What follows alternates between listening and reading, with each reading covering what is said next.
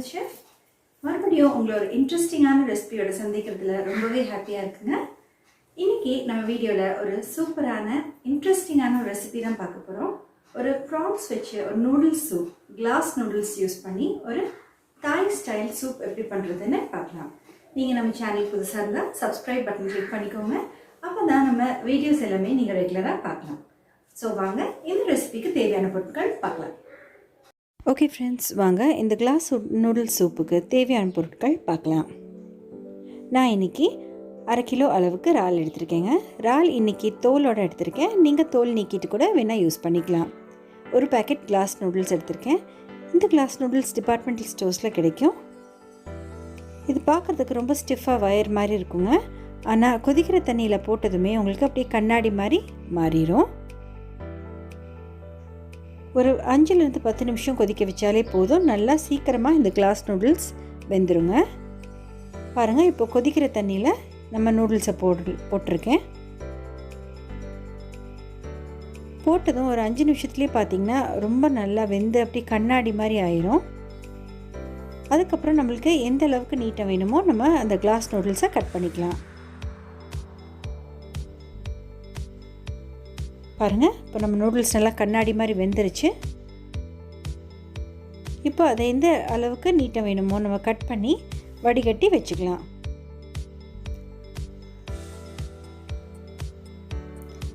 ரெண்டு பெரிய வெங்காயத்தை நல்லா இந்த மாதிரி நீட்டமாக கட் பண்ணிக்கோங்க. ஒரு 6 பச்சை மிளகாயை இந்த மாதிரி கட் பண்ணி வச்சுக்கோங்க. 6 எலுமிச்சம்பழம் இலை எடுத்துக்கோங்க. 3 தக்காளி பழத்தை நல்லா பொடியாக நறுக்கி வச்சுக்கலாம். 3 எலுமிச்சம் பழத்தோட சாறு வேணுங்க. 3 துண்டு லெமன் கிராஸ் எடுத்துக்கலாம். ஒரு பெரிய துண்டு இஞ்சியை கட் பண்ணிக்கோங்க. 6 பல்லு பூண்டை தட்டி வச்சுக்கோங்க. ஓகே ஃப்ரெண்ட்ஸ், நம்ம ரெசிபிக்கு தேவையான பொருட்கள் எல்லாமே ரெடியாக இருக்குது. வாங்க இந்த ரெசிபியை எப்படி பண்ணுறதுன்னு பார்க்கலாம். இந்த கிளாஸ் நூடுல்ஸ் உங்களுக்கு ஈஸியாக டிபார்ட்மெண்டல் ஸ்டோர்ஸ்லேயே கிடைக்கும். ஸோ ஓகே, வாங்க இந்த ரெசிபியை எப்படி ஈஸியாக பண்ணுறதுன்னு பார்க்கலாம். இப்போது நம்மளுக்கு எந்த அளவுக்கு சூப் வேணுமோ அந்த அளவுக்கு தண்ணியை ஒரு வடை சட்டியில் நல்லா கொதிக்க வச்சுக்கலாம். தண்ணி கொதிக்கிறப்போ நம்ம கட் பண்ணி வச்சுருக்கிற வெங்காயத்தை சேர்த்துக்கலாம். அது கூடவே மற்ற பொருட்கள் எல்லாம் ஒவ்வொன்றா சேர்த்துக்கலாங்க. இப்போ நம்ம கட் பண்ணி வச்சுருக்கிற பச்சை மிளகாயை சேர்த்துக்கலாம். அடுத்ததாக நம்ம எலுமிச்சம்பழ இலையை இந்த மாதிரி பொடியாக நறுக்கி சேர்த்துக்கலாங்க. இது ஒரு நல்ல வாசம் கொடுக்கும் இந்த சூப்புக்கு.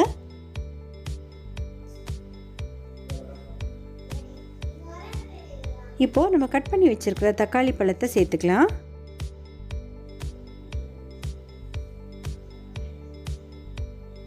இப்போது நம்ம தட்டி வச்சுருக்கிற வெள்ளைப்பூண்டையும் இஞ்சியையும் சேர்த்துக்கலாங்க. இஞ்சியை இந்த மாதிரி பெருசாக கட் பண்ணுறதுனால நம்ம சூப் சர்வ் பண்ணுறப்போ அது தனியாக எடுத்துடலாம். அதே மாதிரி அந்த லெமன் கிராஸையும் தட்டி சேர்த்துக்கலாம். இப்போ தேவையான அளவு உப்பு சேர்த்துக்கோங்க. இப்போது நம்ம எடுத்து வச்சுருக்கிற அந்த எலுமிச்சம் பழத்தோட சாறை சேர்த்துக்கலாம். அது கூடவே 2 டீஸ்பூன் அளவுக்கு சோயா சாஸ், 3 டேபிள் ஸ்பூன் அளவுக்கு ஃபிஷ் சாஸ் சேர்த்துக்கலாங்க.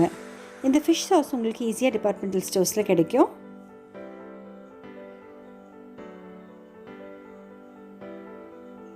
இப்போது ஒரு 3 டேபிள் ஸ்பூன் அளவுக்கு சர்க்கரை சேர்த்துக்கோங்க. அது கூடவே 1 டீஸ்பூன் அளவுக்கு இடிச்சத்தூள் சேர்த்துக்கலாம். இடிச்சத்தூளுங்கிறது வரமிளகாயை நம்ம 1-2 மிக்சியில் அரைச்சி சேர்த்துக்கலாம். இது ஒரு நல்ல காரமான ஒரு டேஸ்ட் கொடுக்குங்க. இந்த சூப் உங்களுக்கு பார்த்திங்கன்னா உப்பு, காரம், புளிப்பு, இனிப்பு எல்லாமே கலந்த ஒரு டேஸ்ட்டாக இருக்குங்க. இந்த ஸ்டேஜில் உப்பு காரமெல்லாம் கரெக்டாக இருக்கான்னு செக் பண்ணிவிட்டு நம்ம கழுவி வச்சுருக்கிற அந்த இறாலை சேர்த்துக்கலாம்.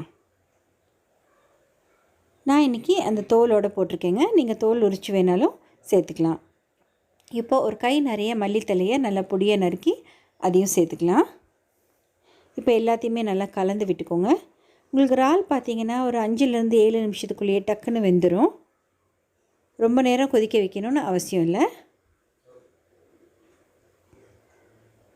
பாருங்கள், அந்த சூப்பில் போட்டதுமே இந்த இறாலோட நிறம் மாறி நல்லா வெந்துருச்சு. இந்த ஸ்டேஜில் நம்ம வேக வச்சு தனியாக எடுத்து வச்சுருக்கிற அந்த கிளாஸ் நூடுல்ஸை சேர்த்துக்கலாம். கிளாஸ் நூடுல்ஸ் உங்களுக்கு ரொம்ப நீட்டமாக இருந்துச்சுன்னா நீங்கள் ஒரு கிச்சன் சிசர்ஸ் வச்சு அதை நல்லா நீட்டாக கட் பண்ணி அந்த கிளாஸ் நூடுல்ஸையும் சேர்த்துக்கலாம். ஸோ அவ்வளோதான் ஃப்ரெண்ட்ஸ், நம்மளோட சூப்பரான கிளாஸ் நூடுல் சூப் ரெடி ஆயிடுச்சு. வாங்க நம்ம கிளாஸ் நூடுல் சூப்பை டேஸ்ட் பண்ணிடலாம். ரொம்பவே சூப்பராக வந்திருக்கு. ஸோ நம்மளோட சூப்பரான glass noodle soup with prawns ready ஆயிடுச்சு. கண்டிப்பாக இந்த ரெசிபியை ட்ரை பண்ணி பாருங்கள். ட்ரை பண்ணி பார்த்துட்டு உங்கள் கமெண்ட்ஸை எனக்கு சொல்லுங்கள். இந்த வீடியோ உங்களுக்கு பிடிச்சிருந்தா லைக் பண்ணுங்கள், கமெண்ட் பண்ணுங்கள். ஃபேபுலஸ் செஃப்க்கு கண்டிப்பாக சப்ஸ்கிரைப் பண்ணுங்கள். இன்னொரு இன்ட்ரெஸ்டிங்கான வீடியோட உங்களை சீக்கிரமாக சந்திக்கிறேன்.